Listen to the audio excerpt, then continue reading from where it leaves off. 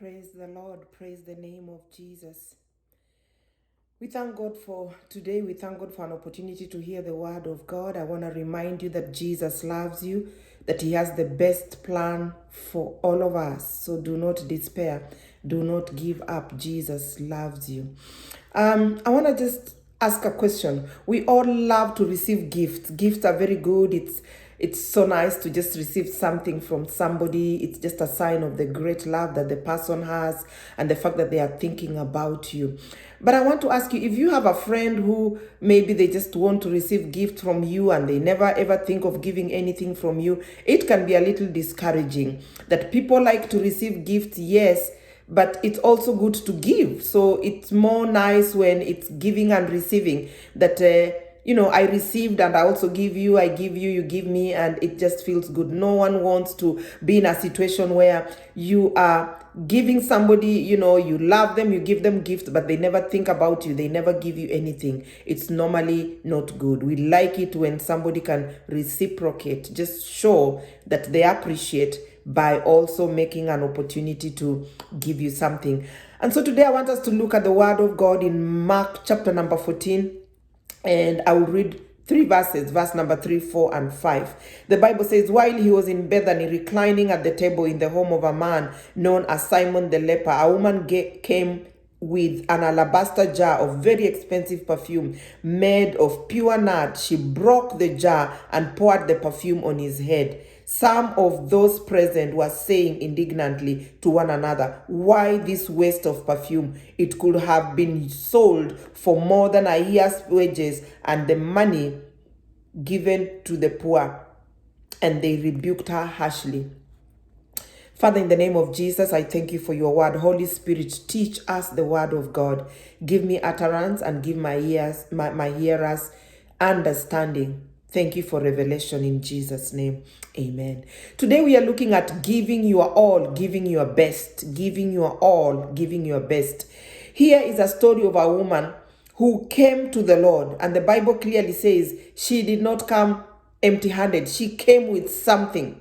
She went to the Lord, she went with something. And she did not just take a something, but we are being told that it was a very expensive, very costly, high quality fragrance made out of pure nard.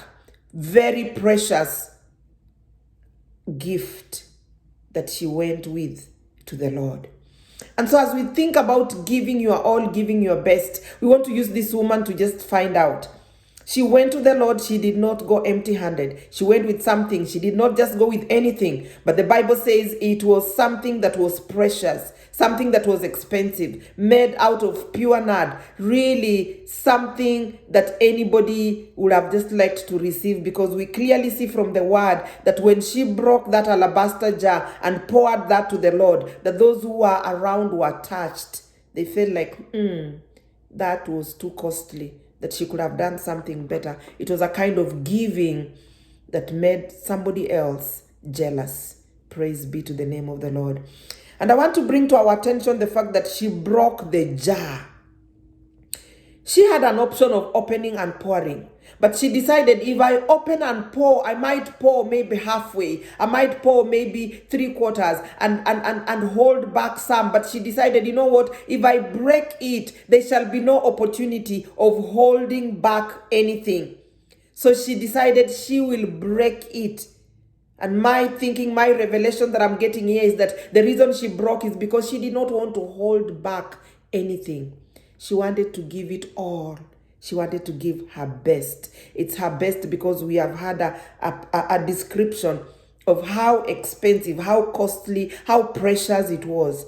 And here we see her giving it all because she doesn't even want to open and close. She wants to just break. Because once it's broken, there's no way out. She will hold on any. She will not be able to give sparingly. She will not be able to hold back anything. First of all, if the perfume is described as expensive, I'm imagining the jar is no less expensive.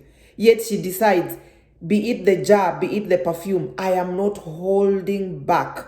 I am giving it all. So she broke that expensive jar. She gave out all her expensive perfume. She did not do it sparingly. She poured it all out, and she broke it to make sure that even if she thought of holding back, she did not have a container. She did not have a place to hold back the perfume. That the fact that she broke the jar meant the perfume is gone. There is no holding back. And that act was very extravagant. And we can see that because it caused the people who are observing it to complain. And we see them saying, why that? Couldn't we have spared this to give to the poor? Giving your all, giving your best. I look at this woman and I'm like, wow, she gave until she provoked somebody to complain. The kind of giving that makes another person complain.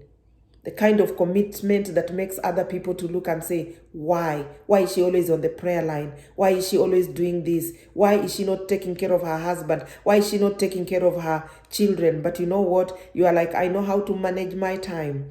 I've already done it, and now I have this time to minister to my God. Giving your best, giving your all.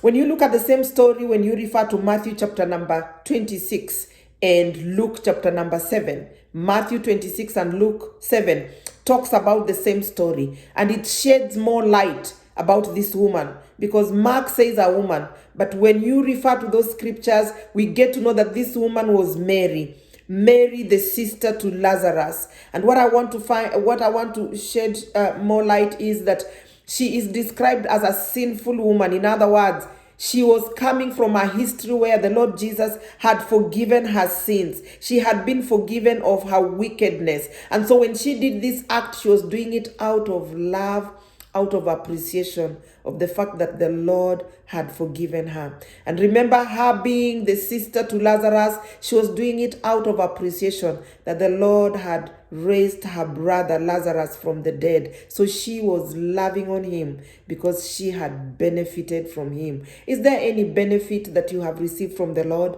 that you can turn around and love on him? Is there anything that he has done for you? That has he forgiven you any sin that you can turn around and love on him and appreciate him? And in the same scriptures that I have mentioned, Matthew 26 and Luke 7, we are told that this man, the place where she was, that the man Simon was actually a Pharisee, that there were other men, there were other people over there that really were complaining about this. And so we are given a clearer picture. In fact, we are told that Mary cried, and her tears were falling on the Lord's feet, and she was wiping that with her hair. This woman was loving on the Lord with all that she had.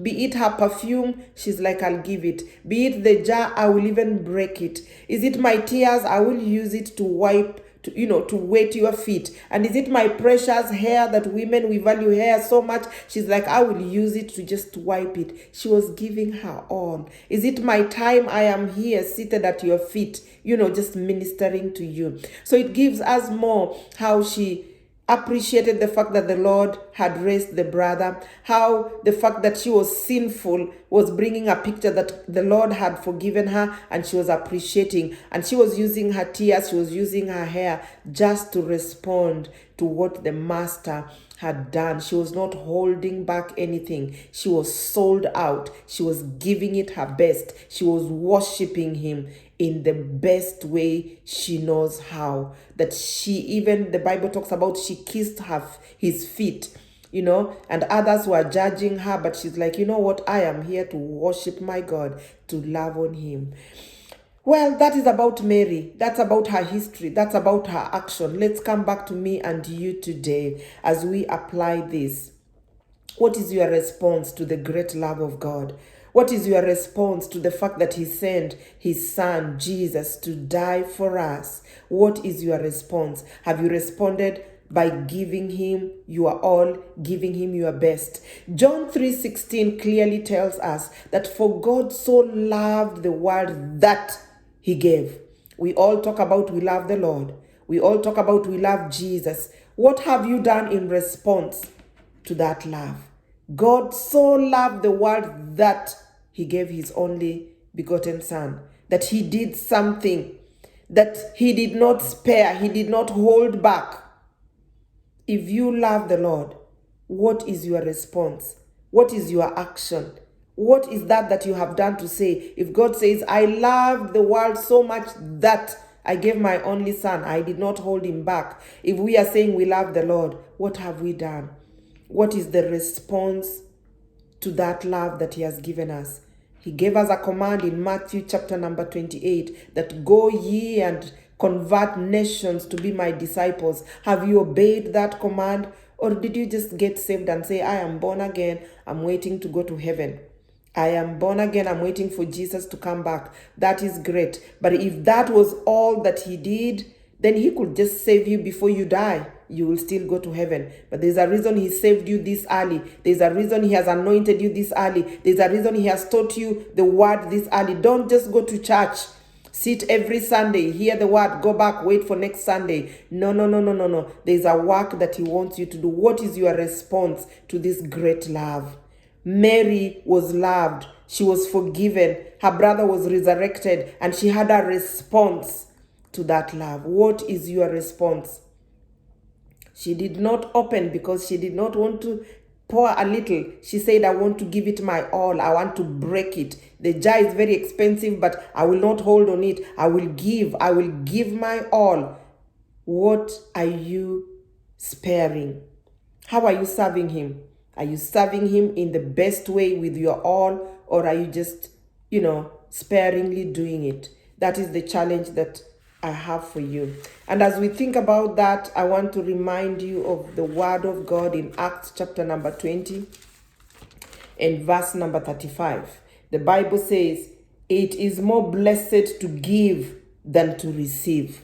So as we think about this, are we the kind of people that are sitting waiting just to receive? If it is the word, to receive. If it is money, to receive whatever it is. If it is knowledge. Or are we knowing this scripture that, hey, yes, I may not have the money, but I have the time.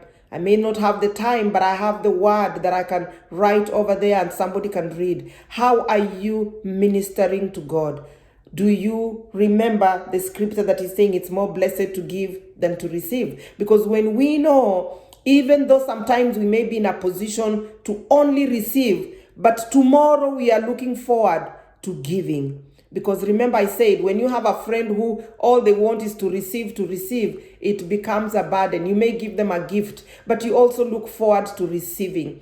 And now that the Bible says it's more blessed to give than to receive, we should all look forward to give. We should compete to give. We should not be competing to receive. Because the word says you are blessed when you give more than the blessings you receive when you are receiving something. Praise be to the name of the Lord. And I want to quickly say, when we talk about giving, some people say, I don't have. God will never ask you to give what you don't have.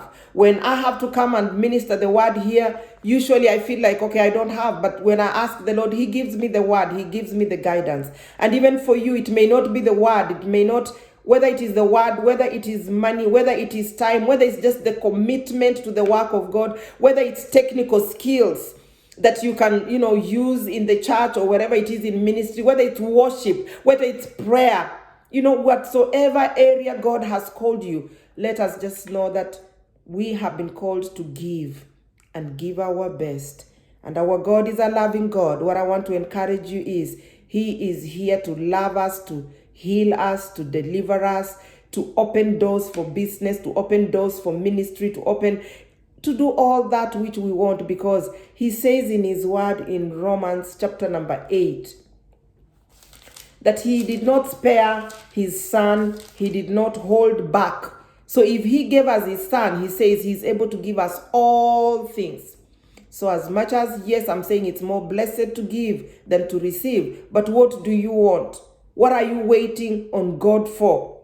Because he does not have a problem blessing us. He says he gave us his only begotten son. Then what else will he hold from us? He is a loving God. It's our responsibility to think about the things he has done and to be committed in what ways we can give back as appreciation. To be committed in, is it prayer? Is it the word? Is it money? Is it just time, ministry in the church, support the work of God, love on the people of God? But even though if your position is to receive, I want to encourage you that God has no problem with giving you anything. Is it salvation? He has no problem. Is it healing? Is it business? Is it ministry doors? Whatever it is, he says that he did not spare his only son. He gave. And if that's what he did, how much more will he give you anything else that you need? How much more will he minister to us? Is it wisdom that we need? Is it knowledge that we need? Where are we pressed? Are we pressed by poverty? Is it lack? God is loving enough to get us out of that situation. God is loving enough to come and remove us from those situations that have kept us bound. Maybe at this point, before we read this scripture, I want to encourage you like Mary. The reason Mary ministered so, extravagantly to the Lord, she remembered what the Lord has done. What are you remembering? Do you have a history that you look at and say, wow, the Lord was so good. He forgave me this sin. The Matthew 26 and Luke 7 talks about Mary, being a sinful woman, being one who has been forgiven because of her history. And other versions will say, when people are complaining, other versions, Jesus explains and say that Mary is loving that much because she was forgiven much. And maybe for you, can you for a moment think about the much that has been done, been forgiven? When you think about that, then you will not hold back. You will give your all, give your best in response to what God has already done for you. And so as we look at the story of Mary, her giving her best, even tears, she's like, I'm not holding back. My hair, I'm not holding back. I will give all. I will give my best. Even the perfume, she is not pouring. She's not doing it sparingly, but she's pouring, she's breaking it so that she can give her all, give her best. Me and you have an opportunity all the time, every time, to give our all, to give our best. And what we need to do is just purpose. What area? Is it in money? Is it in knowledge? Is it revelation through the word? Maybe when you take time to read the word, you get revelation and you come and share with us that we get blessed. Is it skills? Is it talents? Is it financing the work of God? Starting a business, making a lot of money, and being able to support the ministers, to support the work of God. Because when the Bible says, go ye to the nations and make them disciples, let me tell you, it doesn't matter how anointed I am. It doesn't matter how much I can read this Bible and get all the revelation. If I do not have the capacity, the capability to get to that village, to get to that city, to get to that town, to get to that nation, to go preach that word, then there is nothing much. I can sit here with my anointing, I can sit here with my revelation, but I need you to start business, make money, and sponsor me, give me air ticket so that I can fly to that country to go. I can go to China, I can go to India, I can go to Pakistan, I can go wherever the Lord will open a door for me to preach. And what am I saying? We cannot limit and say, I do not have. There is something you have. You either have the time, you either have the word, you can pray, you can encourage somebody, you can preach to somebody, you can give. There's always something. God will never ask us to give what he has not given us. And so I want to encourage us, think, what do you have? And so I was looking at Romans chapter number 8 and verse number 32. And the Bible says, he who did not spare his own son, but gave him up for us all, how will he not also, along with him, graciously give us all things? How will he not? He did not spare his son, but he gave him up for us all. I want you to know you are included. He did not give his son for a particular people. He did not give his son for a particular nation. He did not give his son for only men or for only women. He gave him for us all. And then he's posing a question. How will he not also, along with him, graciously give us all things? As I'm talking about giving all and giving your best, maybe you're sitting there and saying, Dina, you have no idea, I have nothing. But I turn back to challenge you. What do you need? The Lord is saying he gave his son for all of us, for me and you. Do you need revelation? Ask him, he will. Do you need understanding? He has no problem with giving. Do you need wisdom? Ask. James says, we have not because we have not asked. He says, draw nigh unto him, he will draw nigh unto you. What do you need? The Bible is clearly telling us that he is ready to graciously give us all things. Do you need a business? He is ready to give you ideas of business. Do you need money? I want my account to overflow with a lot of money. Why? Not that I will worship the money. I know that I have a God that I'm worshiping, that I'm looking unto. I know some of us get so, indifferent when it comes to prosperity. I want God to prosper me, that I have a platform, that I have an opportunity to use that money to serve him. I'm not going to hoard. I'm not going to hold on to it and now worship and brag about the money. But you know what? I don't know about you. Me, I want the money. I want the wisdom. I want the revelation. I want the businesses. I need the new ideas. I want ministry. Because you know what? If God changed Mary and made Mary to minister to her, he can change us. And we can go back and minister to him. So do you have skills? Do you have time? Do you have money? Do you have the word? Are you able to pray, intercede? When I'm talking about prayer, I'm not just going about God bless me today. Intercession, where you are praying for ministers, you are praying for nations, you are praying for peace, you are praying for salvation. That is also giving. I'm encouraging you today. Give your all. Give your best. And if you are telling me you have nothing, I want to tell you that God, who did not spare his only begotten son, but gave him, he is saying, will I hold back anything from you? I am ready to give you all. So just go to the Lord, ask. He is ready to give us. Praise be to the name of the Lord. I will pray together with you as I finish. Our Father and our God, in the name that is above every other name, in the name of Jesus, we thank you for your word that you have given us today, that you are encouraging us to give you our all and give our best, even as Mary did, that she gave you her perfume. She even broke the jar. She gave the tears. She gave her hair. She gave a kiss. She gave her all. She did not hold back. That's why she did not open that jar, but she broke it so that she doesn't give you sparingly, but she gives you her all. Father, help us to give us your all. Help us to remember that you loved us so much that you gave us your son. And help us that when we say we love you, that we can give you our all, because we belong to you. We cannot come to you sparingly. We cannot hold back anything. Help us to give ourselves to you, our time, our resources, our money, our revelation, our all to you. And thank you, Lord, that you remind us that you did not spare anything from us, and that you are ready to give us even more, to give us all that we need. And so we thank you for business ideas. We thank you for money. We thank you for all that you are giving us. And as you give to us, Lord, help us to remember that it's more blessed to give than to receive. That as we receive from you, we will turn back and give into your ministry. I thank you for my hearer. I thank you, Lord, that there shall be a change in their lives as they hear this word, as we purpose in our lives to give you our all and give you our best. We give you glory and we give you praise. In Jesus' name we pray.